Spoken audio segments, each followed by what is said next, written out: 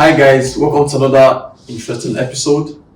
I have a beautiful guest here with me today, Delphine. Hi Delphine. Hi, how's it going? I'm good. How about you? Great. Tell us about you. Who's Delphine? That's a very broad question. Okay, my full name is Delphine Wanda. My handle is theDelphinator on social media. Okay. I currently prefer digital solutions. So I do influencer marketing, social media management, and basically any work in the media. Let's put it that way. And you work in media. Yes. How did you Any work. How did you get into media?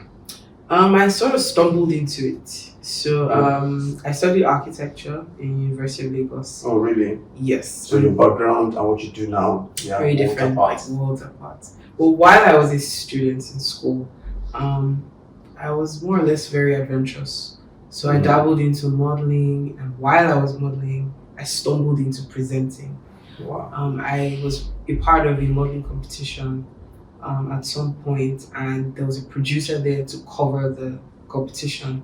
He saw me chatting with my friends and walked up to me and said, "I think you'd be a great presenter. You should come for an audition." And that's how I stumbled into it. I got a job with Sound City. I was working with their fashion brand, Spice TV. Oh wow. Yeah, so I did that for a while. It was a great experience. I mean, like, I was just a kid in front of a camera doing my thing by myself. I barely had any supervision. So it gave me a lot of room to learn on the go. Oh wow. Yeah.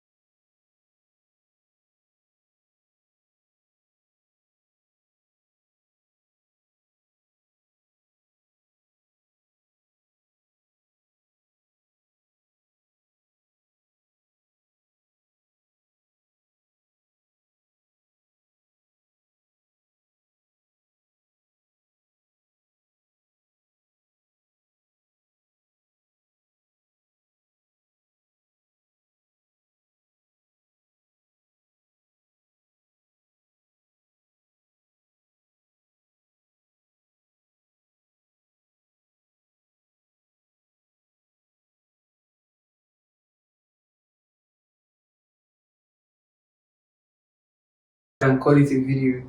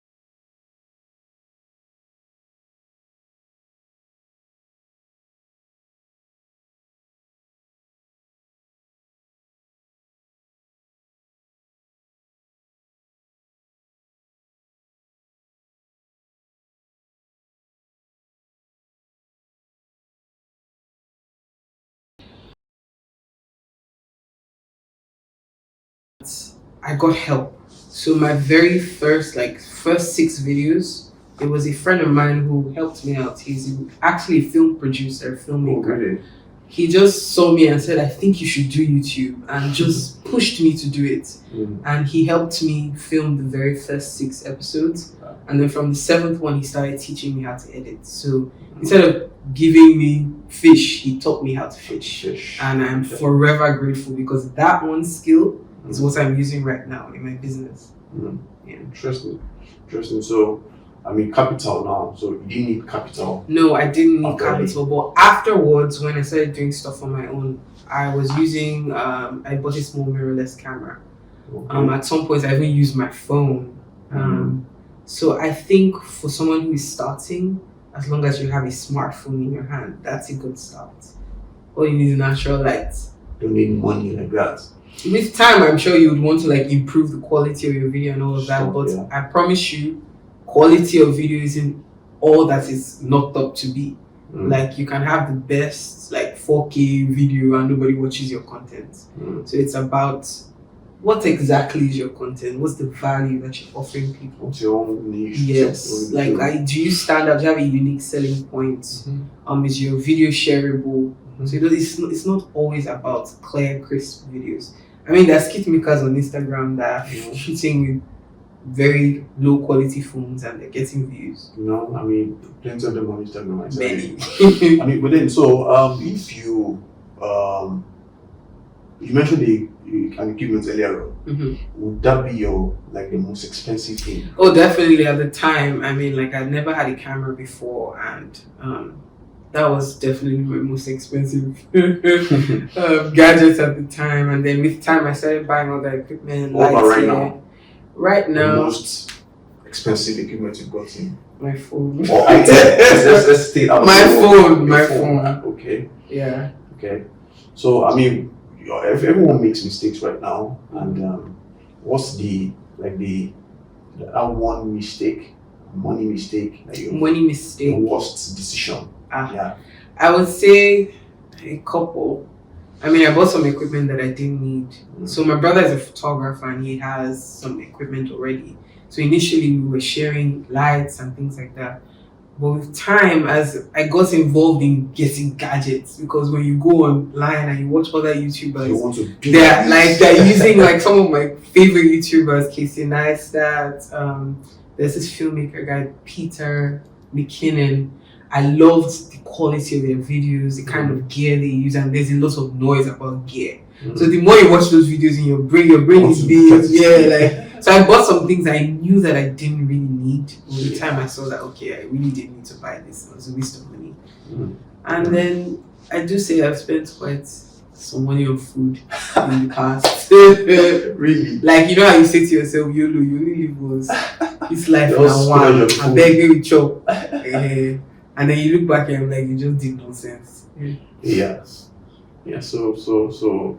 I mean, all these restaurants are really they are doing their guests. They are popping up every week. New restaurants in VI, in Lekki. You know, but yeah. So, what's your attitude to savings? I mean, honestly, as a kid, I grew up being a spendthrift. My parents always compared me to my older brother because he's very frugal. He's a very phlegmatic, melancholy, chill, reserved kind of person. And he's the same way with money. He's really good with saving. So, but me, I was not about that life. Once the money enters, it has to go. You know, but as I grew older, being in uni, needing more money, more cash. In fact, that's what drove me to even start doing modeling, because trying to get extra cash to add to my pocket money. Nobody told me to have sense. Like, I had to start saving. Yeah, like do better, you know. And then I started making a little more money when I was working, you know. So yeah, I had to learn. Adulthood did that to me. That's very interesting. So how do you save? I mean, what's your saving culture like? So I have a standing order with my bank. I save monthly. So at the end of the month or whenever money's hit my account, a certain percentage is moved to a different account.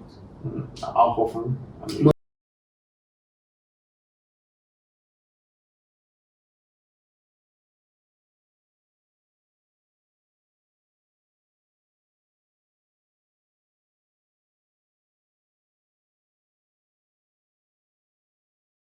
at theDelphinator.